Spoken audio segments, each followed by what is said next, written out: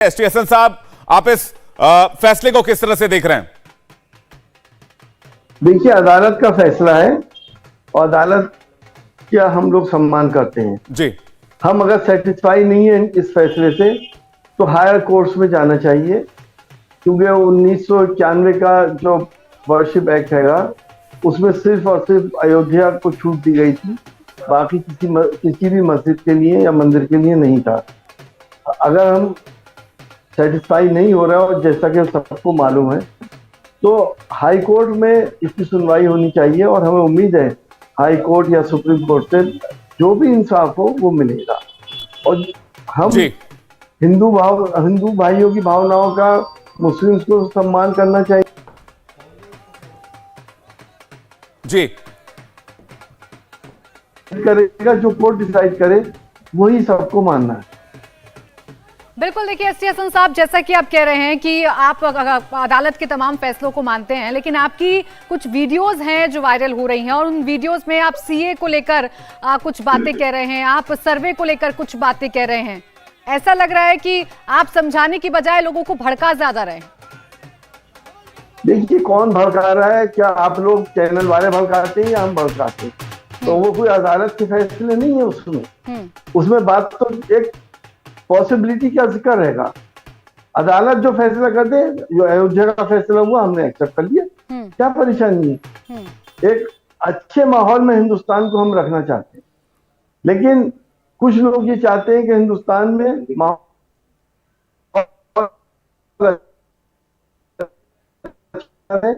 बड़ी आबादियों के बीच में दरारें पैदा हो, इससे हमारे देश 21वीं सदी में जा रही है और हम 18वीं सदी से पहले जा रहे हैं, 16वीं सदी में जा रहे हैं। तो हमें यह भी सोचना पड़ेगा कि मंदिर मस्जिद हिंदू मुसलमान आखिर कब तक कोई ना कोई एसटी हसन साहब, ये कहना कि सीए एनआरसी को जो लोग हैं वो समझ नहीं पा रहे हैं, उनसे दस्तावेज मांगे जाएंगे, कागज मांगे जाएंगे, कहा जाएगा कि आप बांग्लादेश से आए हैं, पाकिस्तान से आए हैं, वापस जाइए, ये तो डर पैदा करने वाली बात हुई ना सर। तो क्या आपको नहीं मालूम कि आसाम में कागज मांगे गए?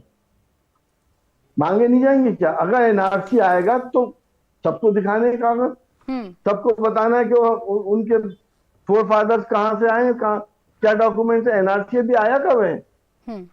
आप ऐसी बातें क्यों कर रही हैं कि जो ऐसा लगे कि आप सिर्फ और सिर्फ गवर्नमेंट के साथ खड़ी हैं? एसटी हसन साहब, मैं कोई बात नहीं कर रही हूँ, आपकी जो वीडियो है उसके आधार पर मैं आपसे सवाल पूछ रही हूँ। आप सीए एनआरसी को लेकर लोगों से कह रहे हैं, आप कह रहे हैं कि हमें हमारे धर्म से दूर किया जा रहा है, आप सर्वे को लेकर ये बातें कर रहे हैं।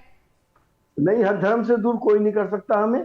हमने ये बात कही है कि अगर मदरसे खत्म होते हैं या मदरसों के ऊपर जैसे आसाम में बुलडोजर चला है, अगर ऐसा कुछ होता है और हम वैसे भी धर्म से दूर हैं, जब हम इस्लाम को नहीं समझेंगे तो हम गुनाहों में मुलविस हो जाएंगे, बेईमानी झूठ ये सब काम करेंगे। तो नहीं, तो एसटी हसन साहब मुझे बताइए ना कि कौन मदरसों को खत्म कर रहा है? आपको ऐसा क्यों लग रहा है कि मदरसे खत्म करना चाहता है कोई नहीं कर सकता। हमारा बयान पिछला आपने देखा नहीं। अगर इंटेंशन मदरसों को प्रोपेगेट करने की है, उनको एड देने की है, उनको फैसिलिटी देने की, तो स्वागत है, हम कब मना कर रहे हैं? उनका सर्वे हो और देखा जाए कि वो उनमें क्या क्या कमियां हैं। भाई उसमें भी तो बहुत गरीब लोग पढ़ा करते हैं, और ये ब्रिटिशर्स के जमाने से मीडियम यही था मदरसों का, टीचिंग का। अब वो उसको स्कूल थोड़ी थे, बड़े बड़े लोगों ने मदरसों से तालीम हासिल करी है। तो मेरा तो कहने का मतलब ये है कि आप मदरसों को डिस्करेज ना करें। इस्लामिक तालीमात के साथ साथ दुनियावी तालीम भी होनी चाहिए। ठीक है एसटी हसन साहब, और देखिए सरकार तो यही कह रही है ना, सरकार तो यही कह रही है कि जो मदरसे हैं जो गैर कानूनी तरीके से चल रहे हैं, जो गैर मान्यता प्राप्त हैं, उन पर सर्वे हो रहा है और उनकी बेहतरी के लिए सर्वे किया जा रहा है। अब आप जिस वीडियो का मैं जिक्र कर रही हूं, उस वीडियो में आपने क्या क्या कहा मैं बताऊं कि जो हालात मैं देख रहा हूं 2019 से आज तक, उन हालातों से मैं बहुत ज्यादा फिक्रमंद हूं। आपने ये तक कहा कि कई रातें ऐसी होती हैं कि मुझे रात भर नींद भी नहीं आती है। मैं अल्लाह से दुआ करता हूं कि हमारे कौम के मुस्तकबिल को संवार दो, इन बच्चों के मुस्तकबिल को संवार दो। मुझे बहुत अंधेरा नजर आ रहा है, लेकिन मेरी कौम को अभी इस बात का एहसास नहीं है कि सीए आ गया है। नहीं, सीए नहीं, जो हालात हैं, हमारे मुस्लिम कौम के बच्चे तालीम के मैदान में बहुत पीछे हैं। मुसलमानों के साथ जो तालीमी मामलात हैं और दीनी मामलात हैं उससे हमें बहुत फिक्र है। हम बहुत पस्ती की तरफ है, हमें इस बात की फिक्र है।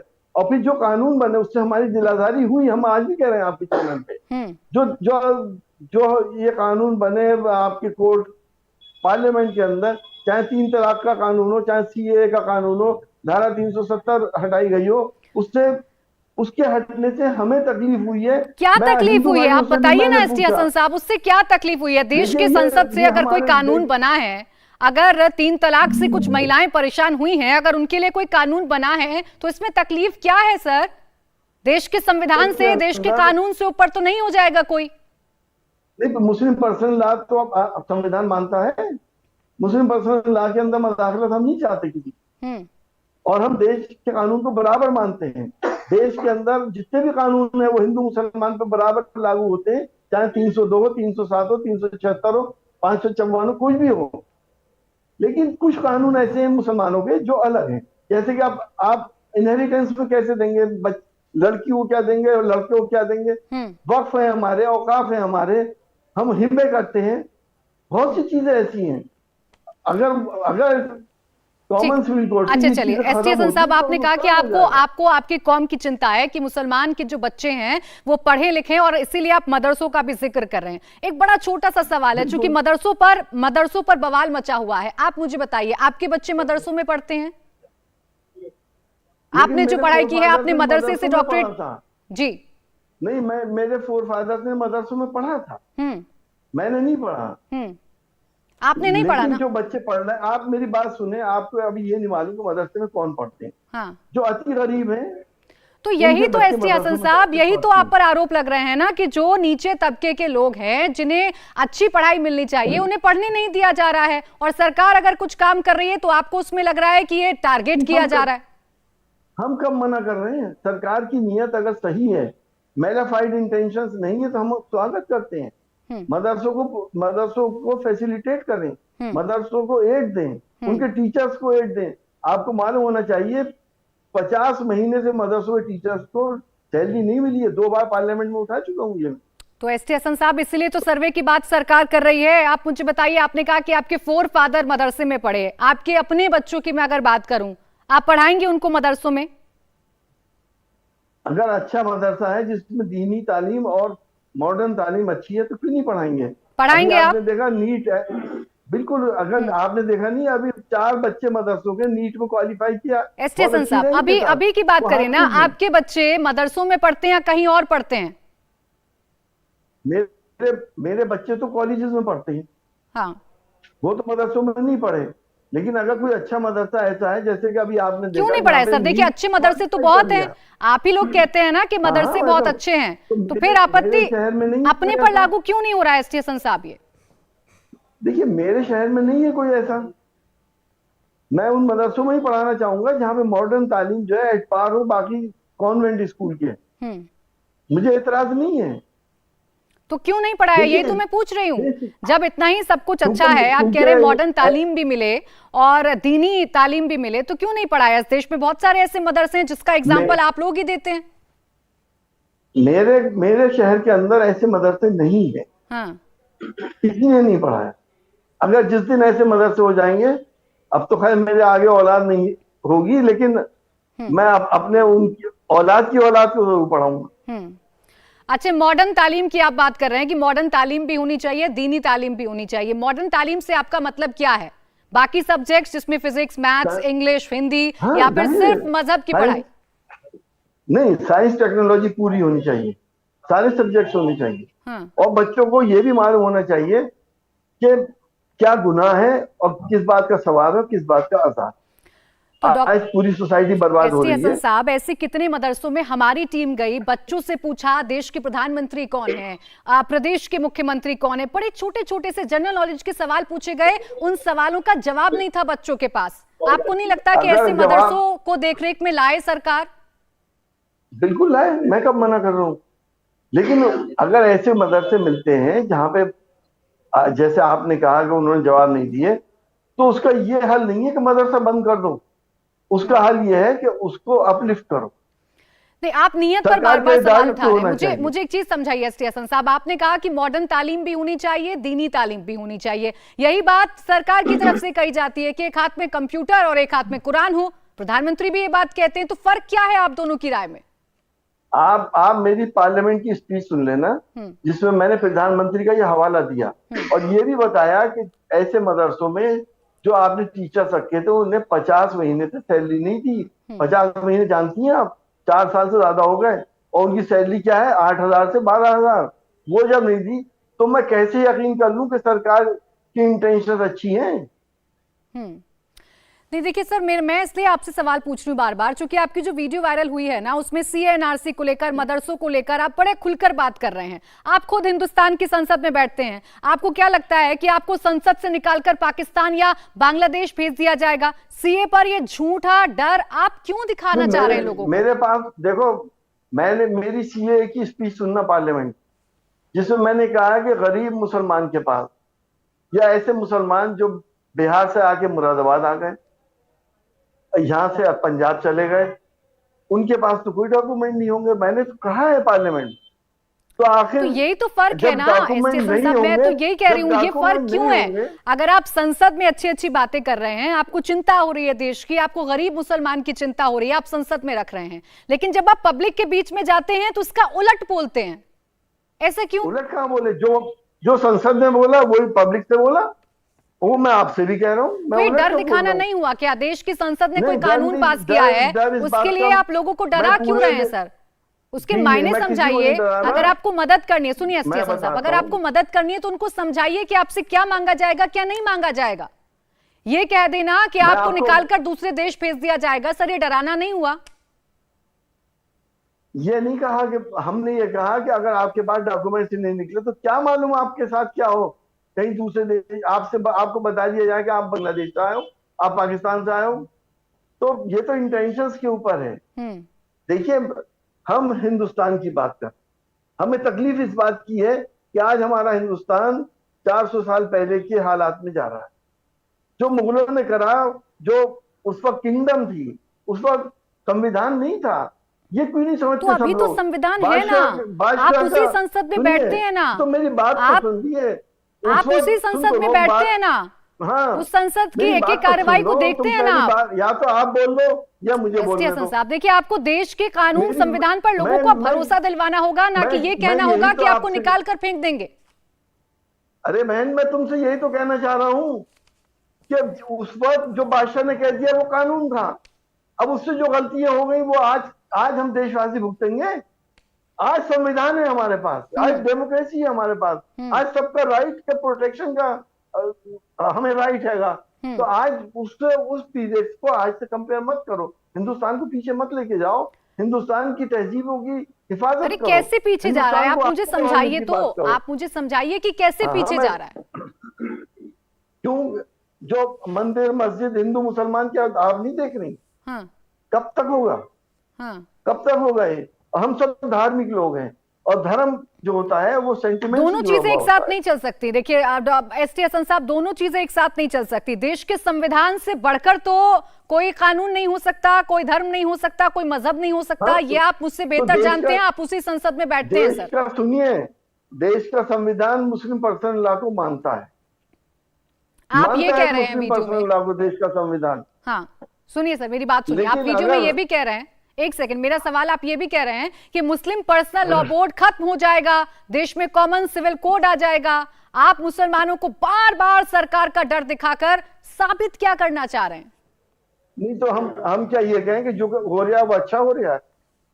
क्या आप ये चाहती हैं कि हम ये कह दें कि जो कुछ भी आपके साथ हो रहा है या होने वाला है वो बहुत अच्छी बात है, सरकार के साथ रहिए, तालियां बजाते अभी क्या हो रहा है? चलिए सर, पॉइंट टू पॉइंट बात करते हैं, क्योंकि आप अब चिंता जाहिर कर रहे हैं अपने मुसलमान भाइयों के प्रति। मुझे जरा पॉइंट्स में बताइए सर, क्या ऐसा हो रहा है जिससे आपको लग रहा है कि आने वाले वक्त में हालात और ज्यादा खराब होने वाले हैं? कम्युनलिज्म किस जगह पर है बहन, ये तो पता है तुम? इस देश में हिंदू मुसलमान कहाँ की सियासत नहीं हो रही क्या? पूरे देश के अंदर मंदिर मस्जिद की सियासतें नहीं हो रही? आज क्या हम प्रोग्रेस की सियासत नहीं कर सकते? विकास की नहीं कर सकते? रोजगार की नहीं कर सकते?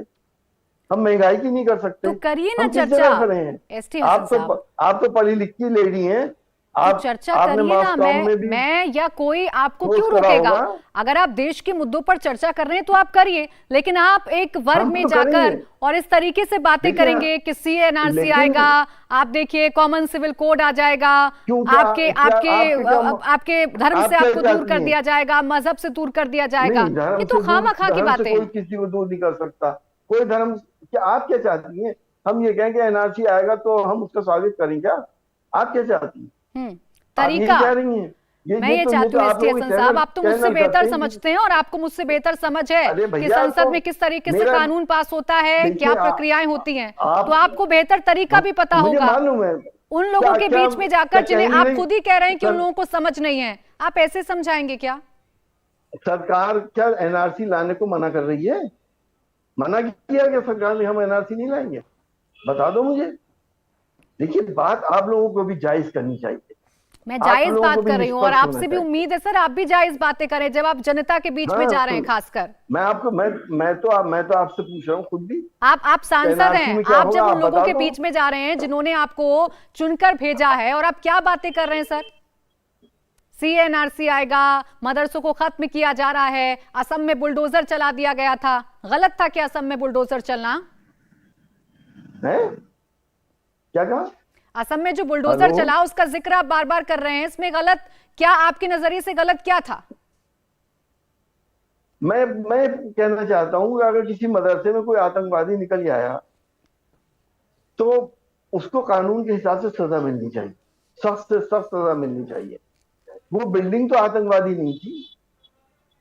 क्या बिल्डिंग तो ये तय कौन करेगा सर? जांच में तय होगा ना, ये आप और मैं बैठकर तय नहीं कर लेंगे। लेकिन ऐसे मदरसे जिनकी बाहर से फंडिंग होती है, सुन तो लो, जिनकी बाहर से फंडिंग हो रही है, देश विरोधी अगर वहां पर काम हो रहे हैं, तो सर ऐसे मदरसों पर तो कार्रवाई होगी, आरती तो नहीं उतारी जाएगी। हाँ बिल्कुल होगी। कार्रवाई करें और सख्त से सख्त करें। आज तक किसी मदरसे में AK-47 नहीं